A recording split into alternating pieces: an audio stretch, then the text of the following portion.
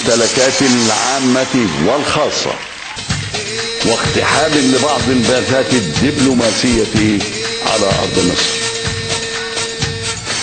إن أحداث الأيام القليلة الماضية تفرض علينا جميعا شعبا وقيادة الاختيار ما بين الفوضى والاستقرار، وتطرح أمامنا ظروفا جديدة بأقصى قدر من الحكمة والحرص على مصالح مصر وأبنائها، وبصرف النظر عن الظرف الراهن أني لم أكن أنتوي الترشح لفترة رئاسية جديدة، وقد قضيت ما يكفي من العمر في خدمة مصر وشعبها.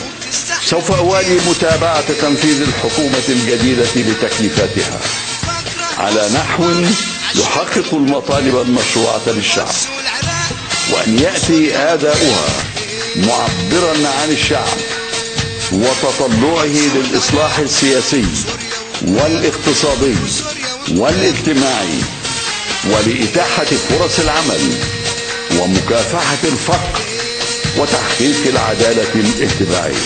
الذي يتحدث إليكم اليوم يعتز بما قضاه من سنين طويلة في خدمة مصر وشعبها.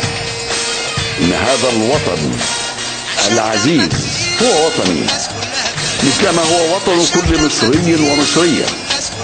فيه عشت وحاربت من أجله، ودافعت عن أرضه وسيادته ومصالحه، وعلى أرضه أموت، وسيحكم التاريخ علي وعلى غيري بما لنا أو علينا.